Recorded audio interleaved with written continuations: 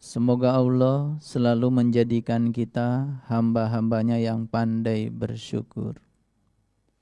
Puncaknya syukur adalah membacakan Alhamdulillah disertai dengan sikap menyerahkan seluruhnya kepada Allah. Orang biasa hanya berani bersyukur terhadap yang sudah terjadi dan biasanya memilih. Dia hanya membaca Alhamdulillah pada saat mendapatkan sesuatu dalam hidup seperti yang dia ingin. Ada juga orang yang sedikit agak naik tingkatannya adalah orang yang berani bersyukur terhadap kenyataan hidup yang sedang dijalani saat ini. Dan itu sudah terasa langsung. Ada yang lebih berani lagi, lebih hebat lagi, orang yang bersyukur terhadap yang akan datang. Dia sudah bersyukur terhadap apapun yang akan terjadi di masa depan. Inilah orang-orang yang pemberani. Mengapa demikian? Karena dia sadar bahwa sesungguhnya apapun yang terjadi adalah kebenaran. Sehingga dia tidak lagi terjebak pada proses benar salah. Tidak lagi terjebak pada proses penghakiman, berpihak sana, berpihak sini. Dia sudah bisa menerima seluruh kenyataan hidup sebagai kebenaran dan di balik semuanya Allah sedang menitipkan pesan-pesan spiritual yang agung untuk kemuliaan dirinya. Semoga kita termasuk orang-orang yang punya keberanian untuk bersyukur terhadap masa depan kita. Suka dan duka yang akan terjadi dalam kehidupan kita, kita berani menerimanya dengan keikhlasan yang sama. Ada sebuah klaim bahwa ciri manusia abad 21 itu ditandai dengan 4 hal. Yang pertama katanya berpikir kritis. Yang kedua berpikir kreatif. Yang ketiga berpikirnya sudah komunikatif. Dan yang keempat berpikirnya sudah kolaboratif. Apakah kita termasuk manusia abad 21 atau tidak? Kita bisa jujur sekarang pada diri kita sendiri. Ciri orang yang berpikir kritis adalah orang yang tidak mudah menerima tanpa argumen. Kita belajar agama sudah bertahun-tahun. Belajar keyakinan pun sudah bertahun-tahun. Jangan-jangan keyakinan kita yang dibangun hanya keyakinan yang didasarkan atas fanatisme buta. Sehingga pikiran kita yang dianugerahkan Allah yang sangat luar biasa ini tidak pernah diajak untuk ditingkatkan kualitas berpikirnya. Sehingga ada sekitar 6 tahapan berpikir yang harus kita lalui dalam hidup. Yang pertama berpikir tingkat rendah yang disebut dengan recall. Hanya mengulang-ulang apa kata orang dan itu tidak berguna. Orang yang di atas itu berpikirnya sudah comprehension. Jadi dia sudah mulai memahami. Lebih tinggi lagi sudah mulai bisa menerapkan ya pengetahuan ke dalam segala dimensi persoalan sehingga dia bisa solve problem. Dan yang lebih tinggi lagi adalah mampu menganalisis, membuat hubungan, bisa mempetakan dan lain-lain. Ini tingkatan berpikir lebih hebat lagi. Lebih tinggi lagi yang disebut dengan evaluatif. Mampu menilai ya perjalanan hidupnya secara jujur. Karena banyak yang sukses bisa mengalahkan orang lain, tetapi tidak sukses mengalahkan dirinya sendiri. Lalu yang diasah adalah kegagahan untuk mengalahkan orang lain, bukan kegagahan untuk mengalahkan dirinya sendiri. Lalu keakuan semakin memuncak.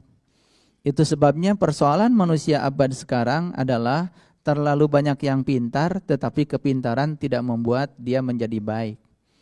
Kepintaran biasanya cenderung memisahkan antara kamu dan kami, memisahkan antara mereka dengan kita. Itu kepintaran, karena kepintaran biasanya membangun keakuan. Yang perlu kita bangun sekarang adalah sesuatu yang bisa menghubungkan. Dan yang bisa menghubungkan bukan kepintaran, tapi kebaikan. Kebaikan bisa meruntuhkan tembok yang memisahkan kamu dan kami. Kebaikan bisa meruntuhkan tembok yang memisahkan mereka dan kita. Ketika kebaikan dialirkan ke semesta ini, maka yang terjadi adalah pelayanan, cinta kasih, dan memaafkan. Dan itulah sebetulnya bekal terakhir yang harus kita miliki sebelum kita pulang.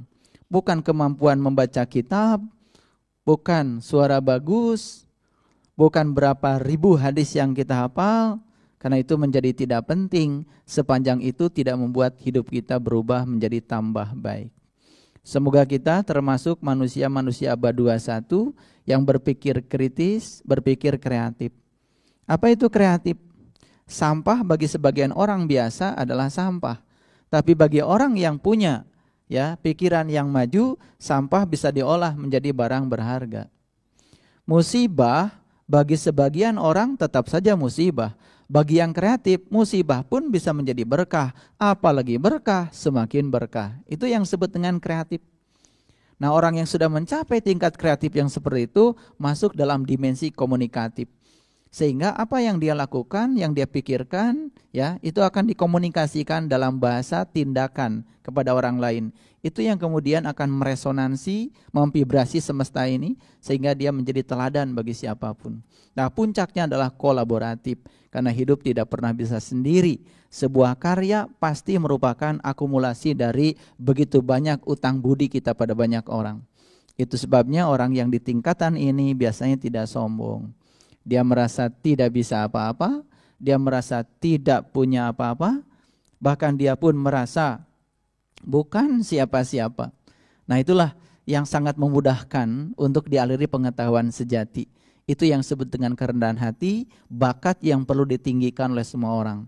Karena orang-orang yang rendah hati akan dialiri pengetahuan sejati. Orang yang sombong itu seperti hutan lebat. Matahari terus bersinar, tetapi sinarnya tidak pernah menyentuh dia. Karena hutan lebat itu sendiri, kesombongan dia sendiri, keakuan dia sendiri yang menutup jendela cahaya untuk mengalir ke dalam dirinya. Pada kesempatan yang penuh berkah ini, saya akan kembali untuk mempersilahkan Bapak Ibu sekalian yang punya persoalan tentang hidup dan kehidupan yang barangkali bisa kita diskusikan di tempat yang penuh berkah ini. Semoga masalah yang disampaikan Bapak Ibu juga masalah bersama setiap manusia di semesta ini, sehingga cukup satu orang yang bertanya tetapi mewakili jutaan bahkan mungkin juga miliaran manusia di semesta ini. Pada kesempatan yang pertama saya persilahkan, siapa yang mau bertanya? Silakan. Assalamualaikum warahmatullahi wabarakatuh. Waalaikumsalam warahmatullahi wabarakatuh. Yang saya mau tanyakan, mengapa Tuhan memberikan anak-anak yang pintar dan cerdas, tetapi Tuhan juga memberikan anak-anak yang berkebutuhan khusus pada yang lain? Yang ingin saya tanyakan, di mana letak keadilan Tuhan, Pak? Terima kasih. Ya, pertanyaan yang sangat bagus. Ini semoga pertanyaan banyak orang. Ini sebetulnya adalah pertanyaan menggugat ya. Kalau masih menggugat itu tanda bahwa di dalam diri kita mungkin masih ada ketidaktahuan. Karena biasanya ketololan dalam hidup itu terjadi akibat akumulasi antara kebodohan dan kesombongan. Ketika kita bodoh, sombong, itu biasanya menghasilkan tindakan-tindakan yang tolol ya. Tapi ketika bodoh kemudian tahu bahwa saya bodoh, saya tidak tahu tapi saya tahu bahwa saya tidak tahu, biasanya akan banyak orang yang bersimpati untuk memberitahu. Ini pertanyaan yang sedikit menggugat, tetapi semoga ini bukan gugatan kita kepada Allah. Kalau kita menggugat karena ketidaktahuan kita itu masih mending. Kalau menggugat karena kesombongan kita itu sudah enggak mending lagi. Jadi pertanyaannya sangat bagus. Ini adalah pertanyaan yang sangat faktual. Mungkin kita pun di sini kan sama ya. Kita punya anak 3, tidak semua anak kita sifatnya sama. Betul? Nah, ini pertanyaannya, Tuhan memberikan anak yang pintar, cerdas, soleh, dewasa pada seseorang, tapi di saat yang bersamaan Tuhan pun memberikan anak yang perlu perhatian khusus pada orang yang lain. Nah, ini kan karena kita masih berpikir dualistik.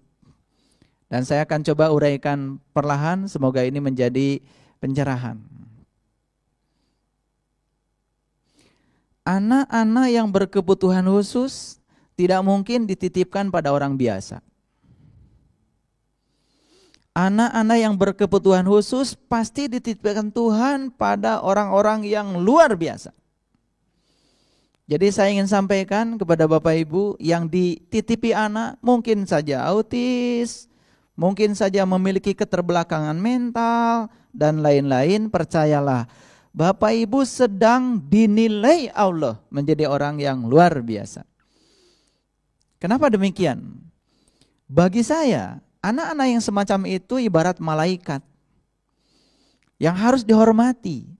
Karena anak-anak yang berkebutuhan khusus seperti itu, itulah guru spiritual yang sesungguhnya. Guru spiritual bukan yang di pesantren. Guru spiritual yang bukan yang sedang ngasih pelatihan motivasi. Bukan saya yang di sini. Guru spiritual kita adalah segala kontradiksi dalam hidup. Termasuk mungkin anak-anak yang berkebutuhan khusus. Mungkin juga ada yang punya pasangan berkebutuhan khusus.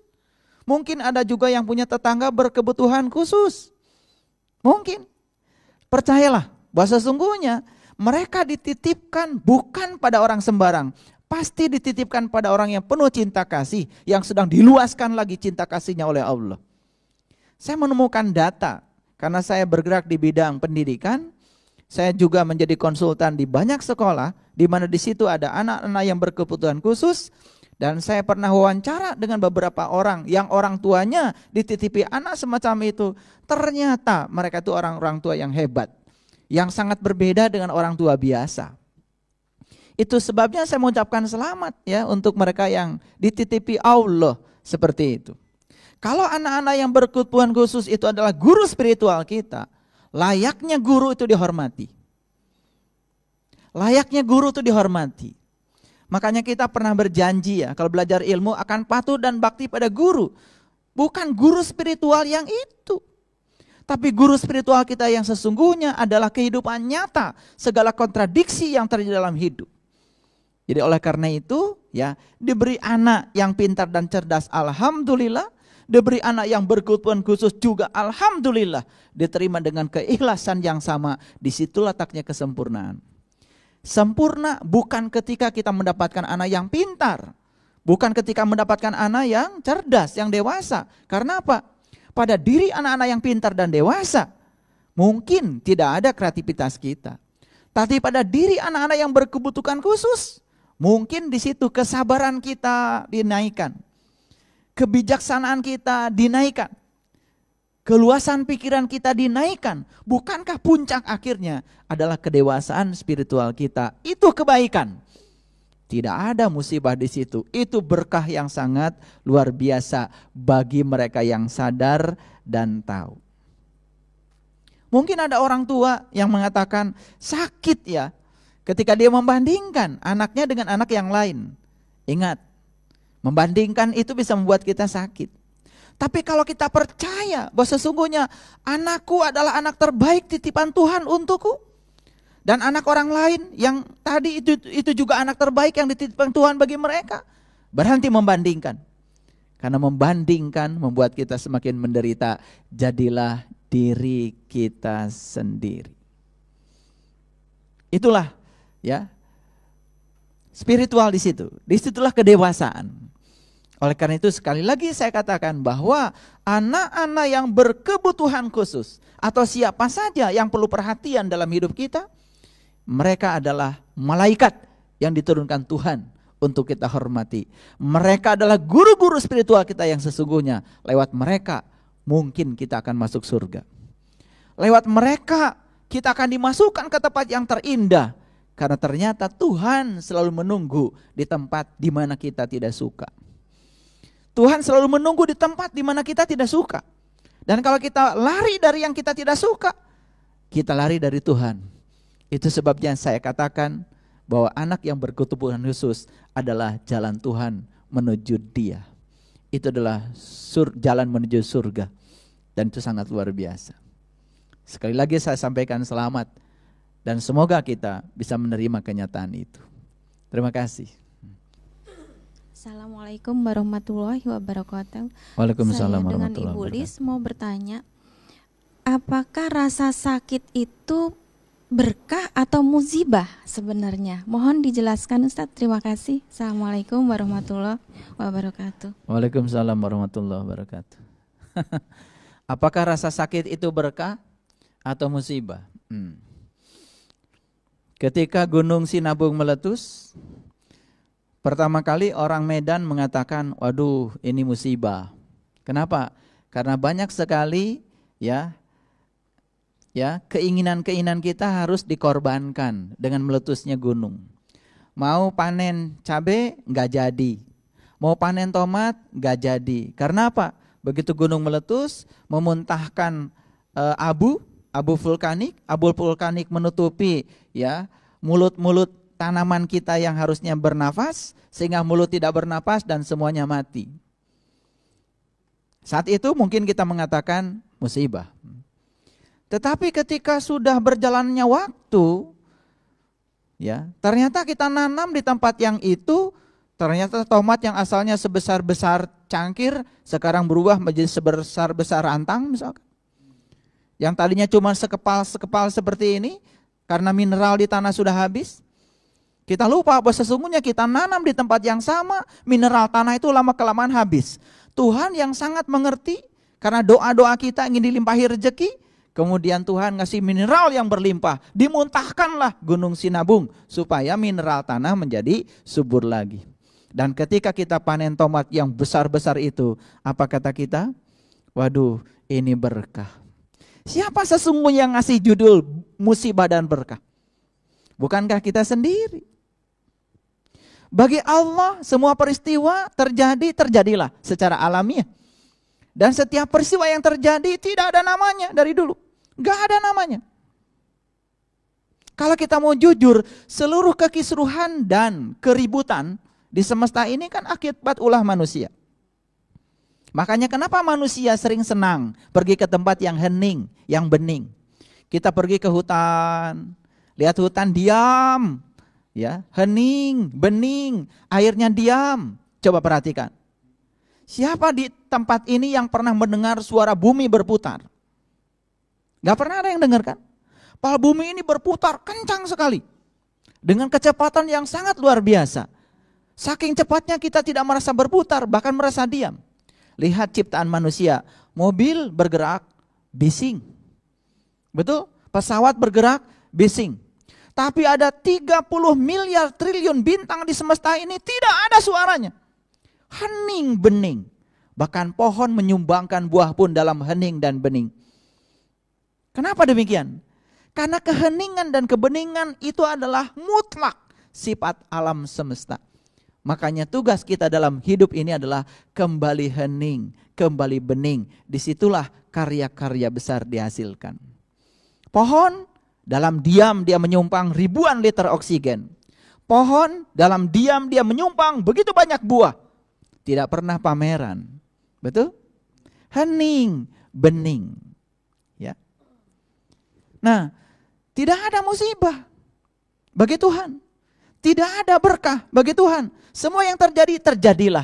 Tugas kita bukan memberi judul musibah dan berkah. Tugas kita adalah menangkap Tuhan. Pesan apa yang hendak Engkau sampaikan lewat peristiwa ini? Tuhan, pelajaran apa yang hendak Engkau sampaikan lewat ini? Makanya saat ada kejadian yang terjadi dalam kehidupan kita, jangan bertanya dengan pertanyaan mengapa. Tapi bertanyalah dengan pertanyaan, pesan apa? Kembali lagi ke pertanyaan tadi, apakah rasa sakit itu musibah? Apakah rasa sakit itu berkah? Saya pernah sakit. Mungkin karena kehidupan saya yang tidak teratur di masa lalu, menyebabkan ginjal saya mengalami tumor yang sebelah kanan. Ketika saya mengalami kejadian itu, sedikit pun tidak ada di sini untuk protes pada Tuhan. Saya tidak pernah bertanya mengapa, tetapi Tuhan, pesan apa yang hendak Kau sampaikan padaku. Begitu saya masuk ke rumah sakit, begitu dicek ya, pakai alat-alat kedokteran yang modern, ternyata ukuran ginjal saya yang sebelah kanan sudah melebar 40 cm. Padahal ukuran ginjal itu maksimal 7 cm. Dan ternyata di samping kiri kanan ginjal saya sudah ada daging yang tumbuh, yang beratnya mendekati 3,6 kilo, seukuran bayi yang mau dilahirkan. Dan luar biasanya sepanjang 27 tahun saya tidak merasakan apa-apa. Tapi karena saya tidak menggugat, saya cuma mengatakan apapun yang terjadi adalah kebenaran, pesan apa yang hendak kau sampaikan padaku. Jadi ketika masuk rumah sakit, dokter mengatakan ginjal harus diangkat. Dan sudah diangkat saja ginjal itu. Dan sekarang saya harus hidup dengan 1 ginjal. Dan yang luar biasa kata dokter waktu itu, ini dibedah dari sini sampai ke sini.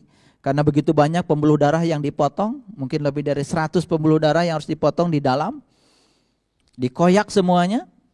Dan luar biasa, saya merasakan rasa sakit yang luar biasa. Dan pada saat itulah kemudian kita mencoba untuk mendekap rasa sakit itu. Seperti kita mendekap bayi yang baru lahir.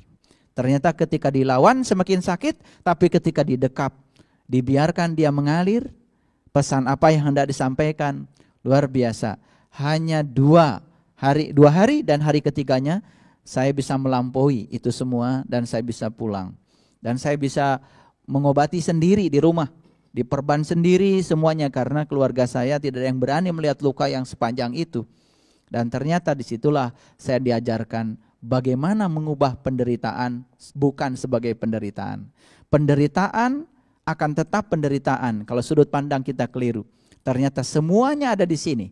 Semua ada di sini. Pertama harus diyakini apapun yang terjadi karena itulah kebenaran. Kita tidak terjebak oleh benar salah. Kalau itu kebenaran ya sudah saja. Kita ngikut saja apa maunya Allah. Dan semua rencana Allah pasti baik. Penilaian kita yang sering tidak baik. Makanya bagi Allah tidak ada musibah dan berkah. Semua yang terjadi, terjadilah. Itu sebabnya kegenitan manusia yang sering memberi nama. Ini berkah, ini musibah. Ketika sesuatu datang kita sukai, kita sebut berkah. Dan ketika datang sesuatu yang kita tidak sukai, kita sebut musibah. Itulah kegagalan kita hidup. Kan terlalu banyak kita memberi judul akibat kegenitan kita sendiri. Sekarang terimalah apapun yang terjadi. Di belakangnya tidak ada satu ruang dan waktu yang tidak beliau hadir. Karena dia meliputi semesta tanpa batas. Tidak ada peristiwa yang tanpa dia di belakangnya. Pasti dia hadir di situ. Karena tidak ada ruang dan waktu di semesta ini yang tidak ada dia di belakangnya. Jadi kalau begitu, apakah rasa sakit itu musibah atau berkah? Tergantung kita melihatnya. Bagi sebagian orang yang cengeng, yang tidak bisa melihat pesan di balik itu, mungkin dia bilang rasa sakit sebagai musibah. Ketika kita menempatkan rasa sakit sebagai musibah, maka rasa sakit tidak akan membimbing kita. Rasa sakit tidak akan menjadi guru spiritual kita. Tapi begitu kita tempatkan dia sebagai berkah, rasa sakit bisa menjadi guru kita, rasa sakit bisa menjadi pembimbing kita. Dan itu juga bisa menjadi obat. Ketika kita sadar itu pemberian Tuhan, dan Tuhan akan bilang, ternyata nak, kamu adalah hambaku yang mengerti dengan maksud dan tujuanku memberikan ini padamu. Dan karena kamu sudah mengerti, selesai saja sampai di sini. Rasa sakit akan hilang. Tepat setelah kita menerimanya dengan keikhlasan yang sesungguhnya. Bisa dipahami? Baik.